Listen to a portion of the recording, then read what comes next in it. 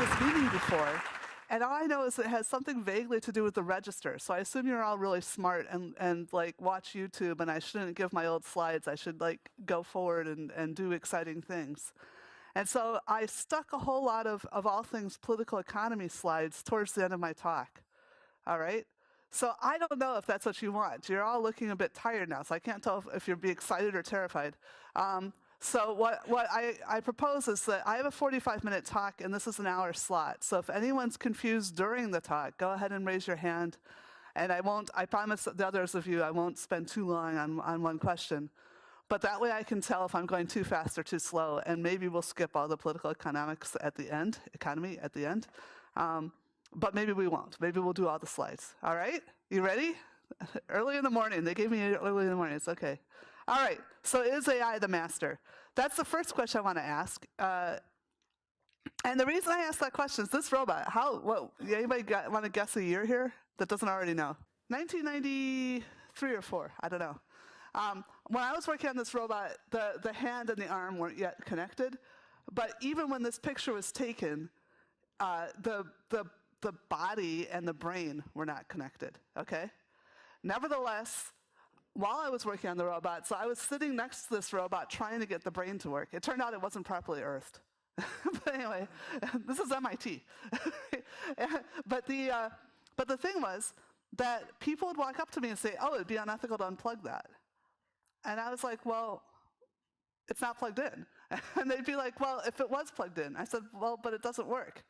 And then I said, well, it became and there were other working robots around, but they were insect robots. And nobody said anything about the insect robots. They only cared about the one that happened to be shaped like a person, right?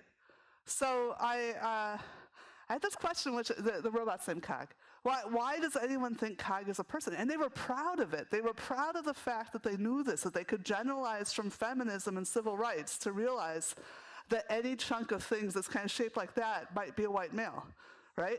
it was incredible, right?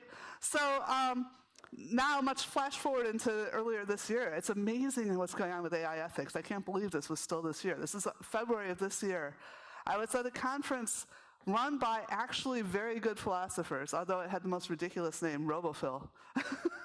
but it was serious philosophers working on the problem of social robotics. And one of the things I brought to them was this information I got actually from Stuart Johnson, who's a artist. Do you remember statues like this? They started popping up in the 70s. They're human-sized. They're in a human space, right? It doesn't look like a human. Again, it's not painted like a human. But having these statues put into human spaces in dangerous city centers and things like that reclaimed them. People behaved better. They were more likely to go out there and spend time there. And there was less vandalism, there was less violence. So I haven't got data about this. This is just what Stuart Johnson says. I'm seeking the data. You can find papers that sort of talk about this vaguely, but I haven't seen numbers. But I do know, and I think a lot of us have the experience of having been around these things, it feels like a person is there. So this is part of how humans work, right? You know, we do a whole lot of things by implicit reasoning, and we try to follow a crowd. And if there's somebody that's triggering our implicit minds that's saying, oh, you know, nothing major is going on, I don't need to be worried, we feel less stressed, right? And then there's these statues. That's my dad and his wife there, so you can, for scale, right? So there's other things you can do that make you feel somehow smaller. So again, this is Stuart Johnson, who got bored of making human scale things. So he made this giant Marilyn Monroe and stuff. I don't know if you've seen that. But in psychology and in ethology, we call this a supernormal stimulus. So some people think, for some reason, that evolution gets you to like some perfect point. But that's not the way the world works, right? There's a lot of things that you will never have physically experienced. So often tall people are a little healthier, maybe a little richer or something like that. Then you run into someone twice as tall as you and you feel minimalized. You feel like a child, right? So sometimes you can do these kinds of things. And I think that's one of the things AI is doing. I probably don't need to do this, but I couldn't resist it. Yeah. Anyway, yeah, so oversized people also can minimize this. It's the same kind of thing. So what is intelligence? Now, that was all just the body, right? Just the idea of something. Now we're talking about intelligence. There's a lot of definitions, and we were talking about this at lunch last night too. I'm not going to say that every person who's ever used the word intelligence used the word this way. What I am claiming is that I got taught this both as a behavioral scientist and as an AI person, right? It's a very simple definition. You consider something intelligent if it does the right thing in the right context. And that's actually a form of computation. You're computing, you're transforming the information about the context into action, right? So if you're happy with that definition, then artificial intelligence becomes incredibly easy to define, and now we get back to the topic of the talk, right? The fact it's artificial means that it's deliberately built. It's something that was called into being. It's not a space alien that we discovered somewhere, right? And therefore, whoever built it or whoever's using it is the one that's responsible for the action, all right? So again, tell me if I'm going too slow. I can see some people, maybe. As I just said, intelligence is just computation. It's a transformation of information. It is not math. The mathematicians are all trying to run around and say, oh, AI is math, because they just want some money, right? But it's not math. Math really is perfect and eternal. It's an abstraction, and it doesn't do anything. I mean, it helps us think, but it can't physically change the world. Right? Physically changing the world is a physical process. Computation is a physical process. Transforming information, even if you aren't acting yourself, like machine vision, it takes time, energy, and space. Again, somebody, it may have been Joe, was saying last night, now that we have Bitcoin, people are starting to learn about this, right? But intelligence, we think magically we just get an idea. We don't realize it takes time. But the space is why you have to go out and buy a new laptop that has more RAM. Right? You can't just compute instantaneously. It happens in a physical space. Okay? Finding the right thing to do at the right time, so learning how to pair up contexts into actions, is a form of search. All right? So I'm going to give you CS 101 in 3 lines of a slide. How much does a search cost? The number of options, and actually when I say the number of options, the number of possible things you could be doing right now. And you have to think about that in terms of the time it takes to check that option. So again, it's not an instant, it takes a bit of time. Raised to the number of actions you might be able to do in a row for your plan. Okay? That's assuming you have a single computer, all right? So for example, if you had a robot that can do 100 things, like it comes with action with this array, 0, 1, 2, 3, and it doesn't, AI is hard. It doesn't come spontaneously knowing how to do things. So you say, robot, I want you to go to Tokyo, right? And you tell it, you need to do 2 of those 100 actions. If it was 1, in the worst case, it would have to try 100 things. If it's 2 possible actions, it has to try each of those 100 things with each of those other 100 things after it, right? So you're already at 10,000. This is combinatorial explosion, and this is the fundamental problem of computation, right? And it's not entirely solvable. There's ways you can address it, which obviously humans have, and we'll talk about that in about another line on this same slide. But there's no way to make it disappear, okay? The number of 35 move games of chess, nobody ever believes this, Google it. A really smart person, this is von Neumann, a really smart person figured this out. The number of 35 move games of chess is greater than the number of atoms in the universe, right? This is incredible. There's more particles in the universe. I used to get this wrong, I learned, it's atoms. There's more atoms. Okay. Now, you may have heard of some other solutions. One is concurrency. You remember I said serial computer up there, right? The concurrency is when you have multiple processors. That's why we all have 16 cores or whatever in our laptops, right? That saves time, but doesn't save any energy or any space. You have to have those extra computers. And when we think of things like, Google and Facebook have gotten so far ahead of any European or British effort because they've got all the data. It's not just about data, and it's not just about algorithms. They have unbelievable numbers of servers, and they buy rivers to produce power for their servers, right? So you have to go out and get these computers, right? And you have to go out and you have to do the space. Now, some people are saying, oh, quantum is going to change everything, quantum. Because quantum is that completely weird physics stuff that you have trouble getting your head around, where the particles are kind of waves some of the time, and they're all in different places, and then all of a sudden they're in the one that you want, right? You suddenly can find the answer, right? So you're actually looking at a whole bunch of different things. Hopefully we can solve something called NP simultaneously. Now, not every problem can be solved this way anyway, but yes, we're now saving time. We're basically doing concurrency in the same space. But guess what that costs then? Energy. How much energy? No one knows. It's a bunch of mathematicians that are doing the work, and they haven't figured it out yet. This is the physicist I got. This is my authority on this, right? But I've been doing this talk for a little while now, this slide, and everyone says, oh yeah, the energy is unbelievable. We're supercooling this stuff and everything. So the universe doesn't tend to suddenly break, right? It doesn't tend to be that we're suddenly going to get a free lunch. I suspect that we're going to be paying enormous costs in energy in order to be able to do quantum. So what all of this is saying is that omniscience, which is at least one of the definitions people use when they talk about artificial general intelligence, is not a real threat. And this isn't just something where I'm taking, I'm trying to take down, people that are writing sensational stuff in tabloid newspapers. I have been also, one of the weird places I've been is in DC. And, and there's generals in the room, American generals in the room, worried that China will discover, first of all, they hoped that deep learning was the algorithm. You only need one algorithm. And then they're afraid, oh, maybe it isn't the algorithm, and China is going to find the algorithm, and then they'll have the AI, and they'll suddenly know everything spontaneously at the same time. No, it's not possible. And one of the big geniuses in machine learning is actually a British guy, Chris Bishop, who's now head of research at Microsoft in Cambridge here. But what he's got a nice new book out that makes very clear is machine learning is not the quest for one perfect algorithm. Machine learning is the quest for finding the right algorithm for the right problem. So you're always trying to optimize between the kind of thing you're trying to solve and the representation you should use. However, everybody else in this room that's a speaker probably knows more about machine learning than me, so I'll get going back into ethics. So, what are some of the challenges of AI that we need to be thinking about? Again, now I'm suddenly warping back. I'm talking about policy. Are there policy people here? Oh, there's one policy person. Okay, this is all for you.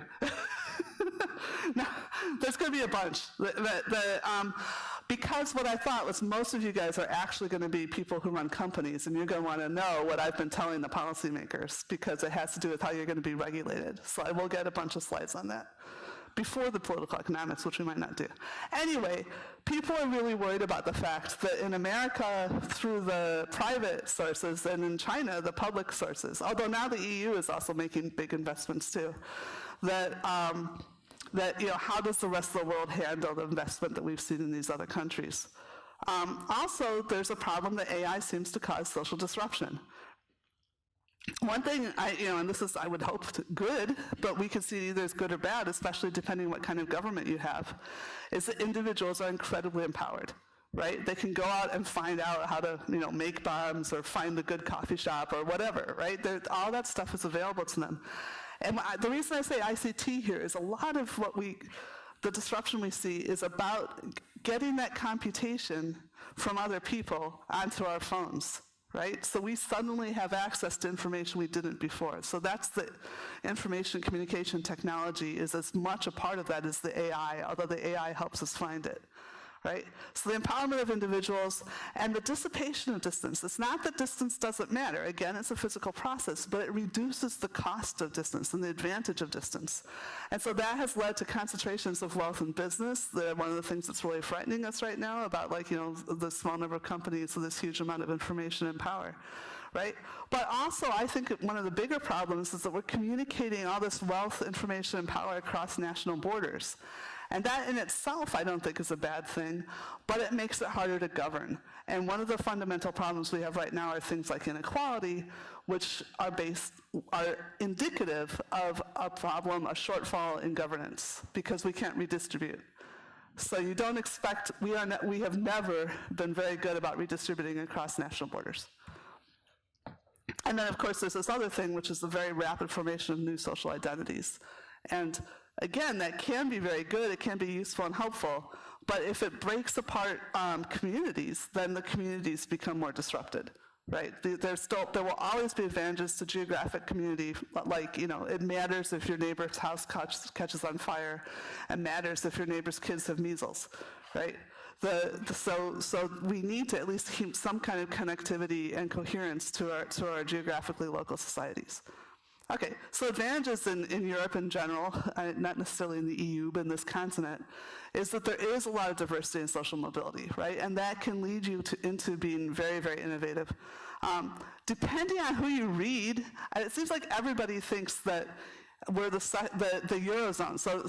So economies are defined by currencies. The Eurozone alone, not the whole EU, is the second largest economy. But whether the first largest economy is the dollar zone or the yuan zone is debated. And I don't see how we could always be in second and when other ones are flipping between first and third. I think since 2007, the Eurozone has contended for the first. But however big it is, it's big enough to make an awful lot of companies sign up to the GDPR. Once in a while we hit some American website where they haven't bothered to comply with the GDPR and they just ban you. But the vast majority have gone, and that shows that we have enough power to make people spend a lot of money. Someone from the foreign policy was just complaining to me about how much money they spent, but they said they did it willingly because they knew it was good for protecting citizens. Quality of life. One of the big problems right now is the global talent run, and there's some pretty nice places to live around here. So in theory, we should have a better quality of life in a lot of the world, and when you have this kind of wealth, you should be able to accept risk and to take some bold steps, like trying to figure out the GDPR, right? We hope that this matters. Now, again, some people are very worried about, are certain autocracies going to be getting ahead of where we are in the West? But the idea is by protecting communities and individuals, that we're creating a more robust society, and we should be able to handle more kinds of challenges and disruptions. And we know that with the climate situation, we will have disruptions. And one thing that Europe has, and now I am talking about the EU, is that we're doing better than most of the world at figuring out how to do transnational cooperation and transnational wealth redistribution. So although it's still not perfect by any means, at least we've got a version 0.5 or something at this point. All right, so I said this stuff before. I'm going to say briefly again, because people were awake then, about artificial general intelligence. So a lot of people say, oh, that's not intelligence. I have this feeling of what intelligence is. I know, because I'm an animal, right? Natural intelligence is in general. We used to think, and you may have got taught in psychology, that you could train any animal, the whole thing with Pavlov's dog. You could train any animal to, any stimulus could provoke any response. So you could treat an animal like a black box. You didn't need to know what was inside of it. But the great thing about science is the scientists test it all the time, and sometimes they figure out they're wrong, right? So this is a pigeon being tested in a Skinner box, right? And a pigeon can learn to peck to get food. And I don't know what this pigeon's trying to learn. It's probably trying to show its color vision, right? But anyway, if it's trying to get food, it can learn to peck. Or if it's trying to avoid having its feet shocked on that metal down there, I don't know what kind of scientists these are, the good ones or the bad ones, like food or shock, right? It can learn to flap its wings for that. It cannot learn to peck to avoid shock or to flap its wings for food. And even in the early days, there's individual variation in intelligence in pigeons too, right? It actually turns out to be the pigeon superstars that peck enough that you can condition them in the first place. Most of the pigeons are pretty useless. But I only learned that because I was an undergraduate in a psych department. They don't tell you that in the textbooks, right? So anyway, but this is published, and you can go out and read about these things. The same with rats, right? That there's things they can learn, and then they can't do the cross, right? So yeah, incidentally, the self-correcting aspect is why science is cool. But you guys know science is cool, or you wouldn't be here. All right. So right. How do we get through this? Why is it constrained? Because of that combinatorial explosion stuff I was telling you about, right? And then how do humans get so far? Why are we the ones with laptops and all this cool stuff? We've figured out how to exploit concurrency better than any other species has been able to do it, right? And I figured out may be wrong. I have a couple papers on this. They're not particularly well cited, but hey, but it ties into a big literature. we're the ones with language. And language probably just evolved. It bootstrapped itself because we were apes. All apes have a lot of culture. And we're the only ape, or monkey for that matter, that can do vocal imitation. So that's the personal Joanna Bryson theory of where the uniqueness came from. But wherever the uniqueness came from, a lot of people think it came from God. You know, wherever you think the uniqueness came from, the point is we're the only ones with language, and so we can communicate the good solutions we find faster. And ICT is accelerating this now. Now we have all these people connected through the internet, getting better nutrition. There's been a massive collapse of extreme poverty. Only 1 billion people are in extreme poverty now. That's incredible, like 10%. Like there's still fewer than 1 billion. 10% of the population. It's down way down in the last 20, 30 years. So more and more people are producing good solutions and connecting them in, all right? So now what's changed with AI, why we suddenly see a lot more AI around us, is we've gotten really good at taking all that information that our society and culture and biology itself have already mined, and then we're mining that and sticking it into computers, right? So that's why AI is already superhuman at all these things, right? You know, I know that you'll say, oh, but AlphaGo learns itself. No, we designed the game chess, and we build a little box so the only place it can search is in possible games. And it's still interesting because it does an incredibly sparse search, and it finds pretty good strategies. I would love to know if that would work for something that we hadn't designed to be fun, like chess and like Go, right? But anyway, a lot of this other stuff, the lip reading, the deception detection from posture, do you realize that we can forge voice and video in real time? So we could be injecting things into what a famous politician is saying during a live broadcast. Google keeps trying to make sure people know that they can do that because if they can do it, someone else can do it too, right? And that's why they go out and do that. So all of these things are things that we can do better. I mean, this looks like people. Look at that. I mean, this is very old now, Boston Dynamics. It looks like people. Why? Because they did motion capture. They're taking advantage of the stuff that they know works because biology discovered it by evolution. Evolution is also concurrent search, but it's incredibly slow communication, right? Survival of the fittest takes a long time, right? Okay, so the spectacular recent growth derives from using machine learning to exploit the discoveries we already had, right? And I'm not saying that you don't sometimes discover stuff with AI. Of course you do, right? But I think that the pace of improvement of AI is going to slow down because we can't just keep uploading new stuff, right? So it's going to, the rate of discovery by humans is going to accelerate because we're using machines now to do some of the exploration. So we, as a species, are learning faster. But the difference between AI and us is it's basically going to be us. So we're all going to be sharing the edge together. All right. So one consequence of all this, and I'm not going to go into huge detail on this, is that AI is not necessarily better than we are. Right? And the reason I'm not going into huge detail is I talked about this all last year. Right? But when you train AI by having it read the English language web, you wind up with the same biases that ordinary Americans have, because Americans write the most on the English language web, right? So it is easier for humans to do this problem of pairing boys' names with math terms or girls' names with reading terms than the other way around, right?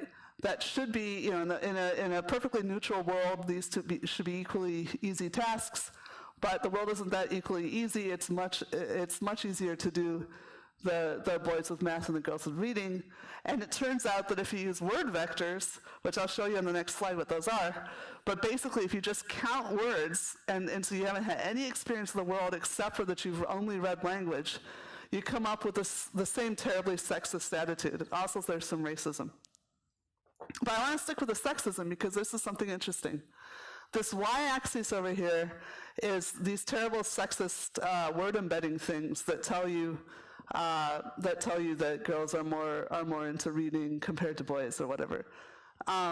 That's the y-axis. The x-axis is the actual proportion of women in jobs, and the dots are jobs that were in the U.S. labor statistics. Now, some of those jobs had two-word names, and this technique only works on single words, so you get a few outliers. Nevertheless, we have a 90% correlation, which is huge in psychology, right? So this tells us something also about where our biases come from. It comes from observing the world. Unfortunately, one of these dots is programmers. That's one of the things that freaked me out, because when I was a programmer in the 80s, it was like, I don't know, like 12% of programmers were women, and it increased to like 17%, but it's collapsed. It's like around 4 or 8% now.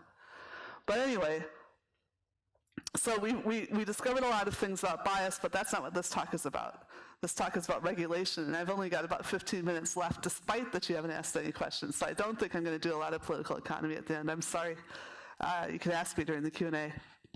But this is the basic idea there, is you're just counting, here's the words you want to know the meaning of, and you just count, like, how often did hat happen within 5 or 7 words of rock, and how often did paper happen. And then here's obscure, and so this is 2 dimensions. You would normally use many, many more dimensions. And then you just use these vectors of these counts to figure out, okay, scholar means more like paper, and paper is something like rock, and scholar is less like rock, right? That's the idea. Okay, so that was just the picture of what word embeddings are doing. I don't know if someone else is teaching them, and you use a really large corpus. And then this is the first thing. I don't want to talk about sexism and racism for a minute.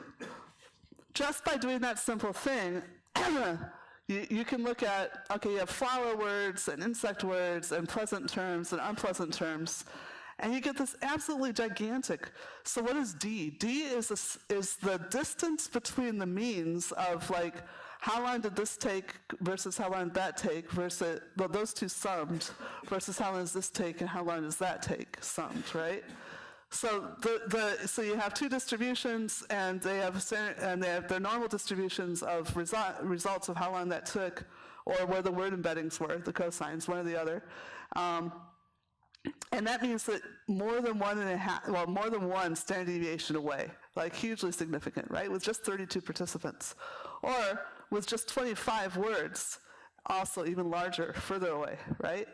So what is this telling us? It means that we can get viscera, right? We're getting information about the world without having ever experienced the world.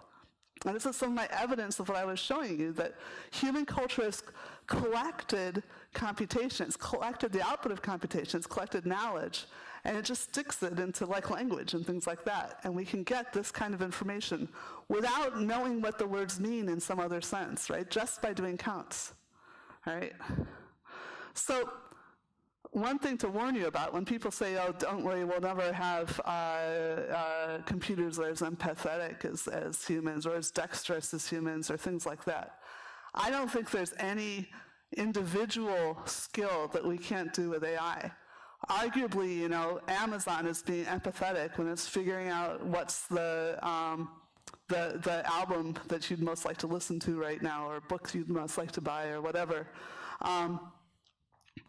Just by doing what we in computer science and machine learning call nearest neighbor lookup, it just looks to see another person. So it's not empathizing from its own experience, it's empathizing from some other human's experience, but it has the knowledge of the other humans to be able to do that, right? So it's sort of outsourcing the empathy.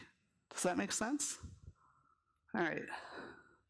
So I do want to, I've got so little time and so many cool things to tell you. I'll go ahead and tell you the ones in the order of the slides. Superintelligence, unlike artificial general intelligence, is not a myth. So have you guys heard of superintelligence? Are you awake? Yeah, superintelligence is this thing that Nick Bostrom has been talking about a lot lately. He has the book Superintelligence, that he says when machines start to learn how to learn, then the intelligence is going to explode. There's going to be the intelligence explosion, and then we won't be able to control it, and that's where the whole thing, Stephen Hawking, you probably heard what Stephen Hawking said. He basically just plagiarized Nick Bostrom. Okay, sorry, I shouldn't say plagiarism of the dead, but anyway. But he basically, all that stuff about maybe the last invention, all that, came out of some of these other previous thinkers. So anyway, superintelligence is not a myth. if you can accept that intelligence can be decomposed. Now, I told you before, it's going all the way from perception to action. But if you think stuff that helps you with any of these pieces, in particular like memory as a piece, and that is a computation, it's still a transformation, then every machine, including writing, and especially writing, are examples of AI, right? So we've had about 12,000 years of AI, and the intelligence explosion that we've been warned about is us, all right? And that, okay, not only does that look like an exponential curve, Black Death there apparently, but this is already a log scale. So it's like, it's exponential on a log scale, right? Since 10,000 years ago. Before 10,000 years ago, there were more macaques. Monkeys evolved more recently than us. We didn't evolve from monkeys. There were more macaques, they were on more continents, they were doing really well, but we got writing and boom, right? So one of the things that these guys say, so I.J. Good is the one who actually originally said it's our last invention, although he was being positive. He was like, oh, then we can let the computers do the inventing and we could just lay back. So he was not actually being a scaremonger. But anyway,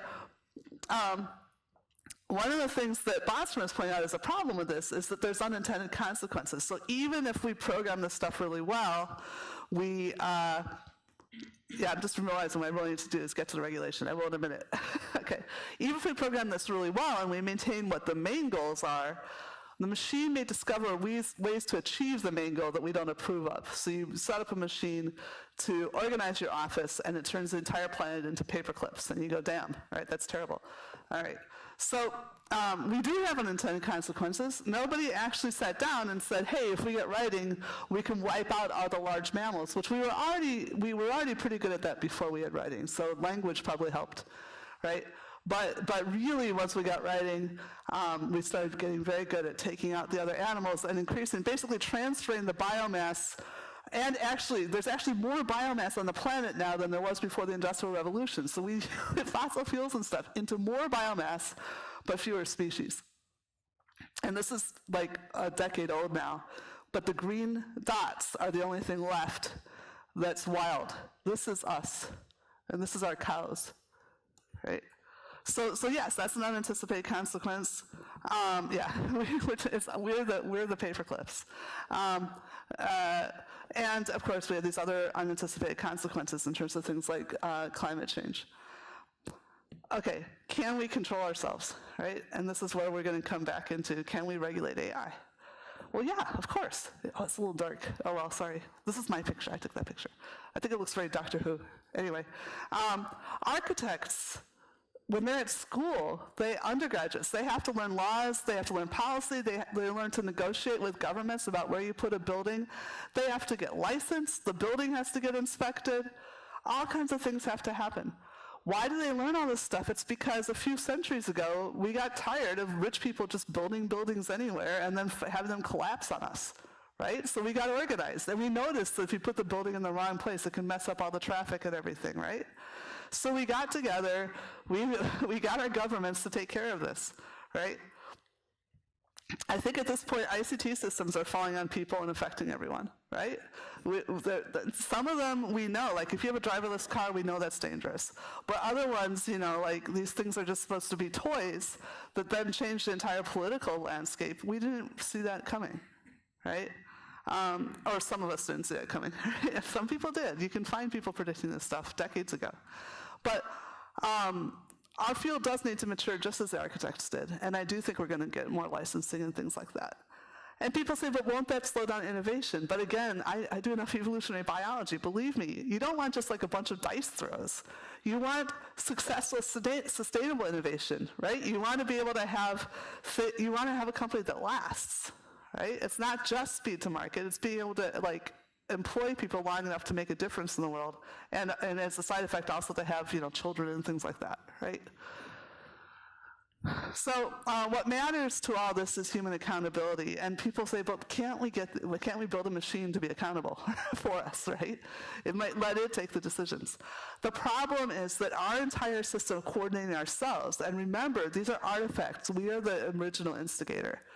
The way we organize ourselves has been set up to dissuade apes. And there's a bunch of assumptions we don't even think about. So you can see people on television that have had, you know, someone they really love killed. And then the murderer goes to jail, and they say, I've got something back. You've got nothing back. You've just lost more of your time sitting in a trial. But you feel like you've got something back, right? A machine is not going to have that feeling. We've culturally and biologically evolved to care a great deal about things like social status, wealth, what other people think of us, are we with other people? I mean, it's not just humans. Solitary confinement is torture. But you can put fish or sheep into, apparently when you separate sheep, so this is something about animal welfare and robot sheep shearing. They're like, is it going to be too traumatic for the sheep?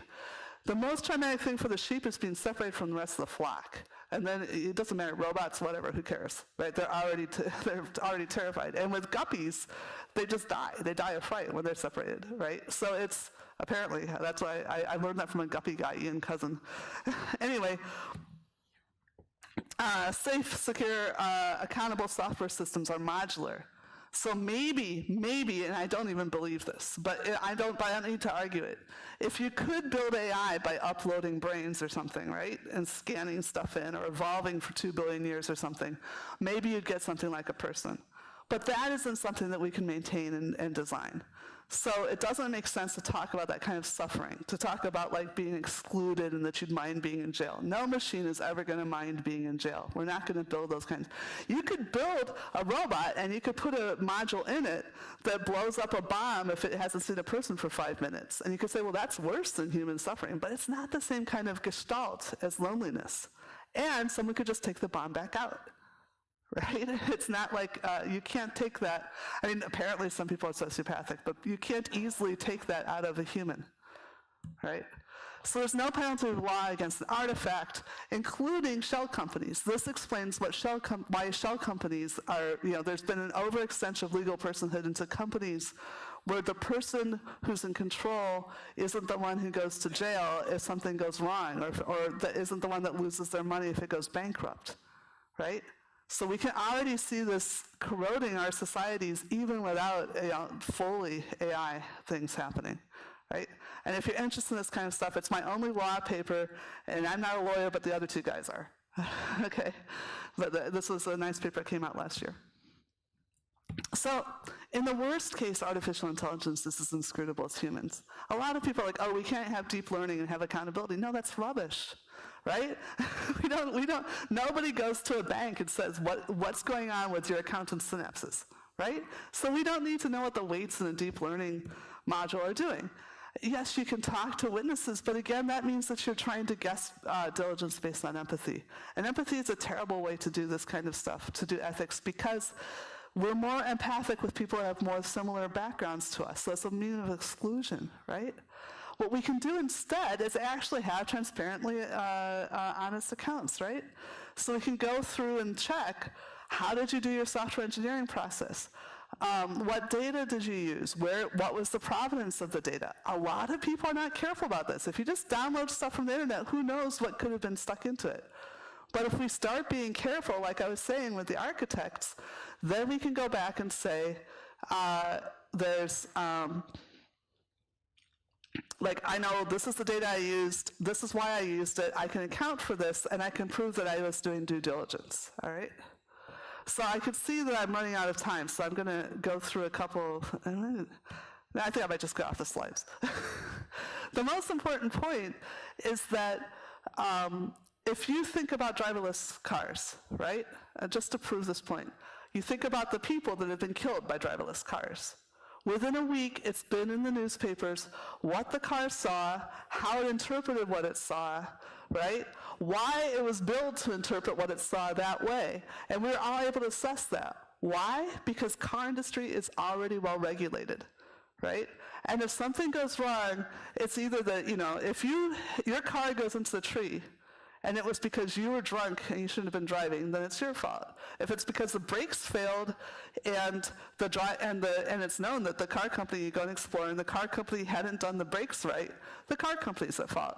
If it's because, there was 3 children and a goat in front of you and you didn't know what to do and you smashed into a tree, then it's nobody's fault. That's incredibly unlikely, incidentally. Forget the trolley problem, right? But in that case, then the law doesn't hold anybody to account, but you can go through and see this. We can do this with all of our AI. So what I'm going to do, where's Joe? Right, what I'm going to do is I'm going to zoom through the rest of my slides so you can see the kinds of things I'm worrying about right now, but this is not, I'm not going to be able to tell you anything about it. Oh, well, I have to tell you about the jobs. Don't worry about the jobs. I skipped that.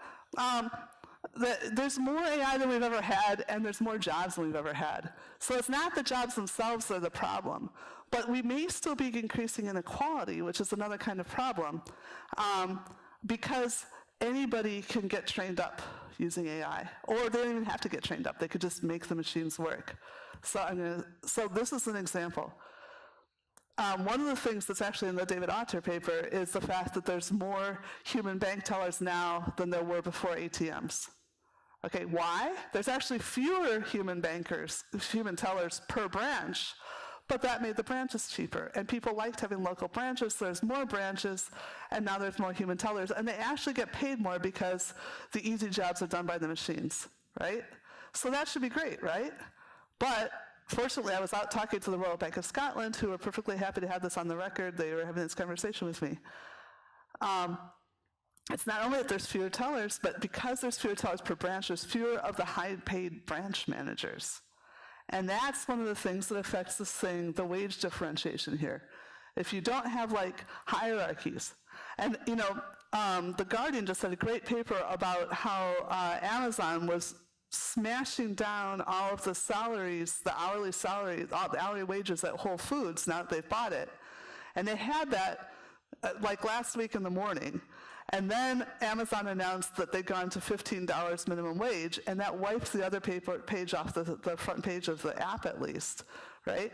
But they both matter. Yes, it's great to increase your minimum wage, but no, it's not a good thing to decrease everything to that flat minimum wage, because again, you get this inequality. So, that's what's going on with truck drivers. We're like, oh no, driverless is going to take all the truck drivers' jobs. And then Uber says, oh, but there aren't enough truck drivers. Why not? Because they're making 50% less than they did in the 1970s. Why? Because power steering. You used to have to be this enormous guy to drive a truck, right? And again, that's intelligence. You're taking the action, you're perceiving the steering wheel, and you're actually turning this entire enormous truck, which used to be a physical act. So power steering and GPS, not anyone, that's an exaggeration, but a lot more people, and the wages plummet, right? So this is what I've been working on lately, and I'm not going to talk about it. I just don't have the time. But it's bad when you don't have these different salaries. You get political polarization, you get social discontent, and when it gets over 0.4, you actually don't have enough people with enough money to spend it, and the economy starts tanking, which is one of the things that's been happening in the UK lately. But I'm going to skip through all these slides. We have a model, it's on archive. This has happened before. This is what led to World War I, good news, right? But on the other hand, once we figured out what was going on, we had this thing that people are talking about in 1978, the great decoupling of when wages stopped following productivity. But it wasn't really a great decoupling. There was a great coupling. There was a political will to keep the wages up with productivity, and that lowered political polarization. One of these lines is polarization, one is inequality, right? This is the U.S. state. In case both the British and the Americans sorted out before World War II, but the countries that were unfortunately getting all their wealth extracted because of the end of World War I fell into fascism, and we all know what happened, right? But basically, everybody signed up here to this. Well, anyway, I don't have time to explain all this stuff. Economics, it's really important, and we're working on it. Okay. So sorry about this. Yeah, we built a game, and we found out some stuff about people, where we is the student, there's the student. And we found stuff out, but yeah, this is weird. I don't understand it. People really want this, and they get really angry at me for saying things like that. But and I thought this too. I'm not saying I'm better. Like I thought I was going to make a robot baby for my PhD. I mean, like, come on, right? But we've learned better. But anyway, the things that I didn't mention enough, even in the original talk, knowledge is control, information leads to prediction, and prediction to power, and we need to defend personal liberties. And I'm really worried about that, but that wasn't the top of my talk. I just wanted to mention it. These are the conclusions. AI is an artifact. It can be, and in some sectors already is, designed for accountability, right? Human justice most reliably functions through dissuasion on humans. So we have to keep humans as the core of responsibility. Actually, of all people, and now you're going to hear my bad European, Macron did really good, the president of France, I can't say his name, I'm American, but he did a great job of this. If you read the Wired article, he gets it. He says, the main job I have is being accountable for what happens. And we can kind of say that's the last job. If there's no other job, humans are the ones that are responsible because we're accountable to each other. We're the only ones we can hold accountable to each other. All right, so if we legislate and adjudicate for human accountability, a lot of the other things people are talking about, like transparency, is going to follow along. So yeah, that's the end.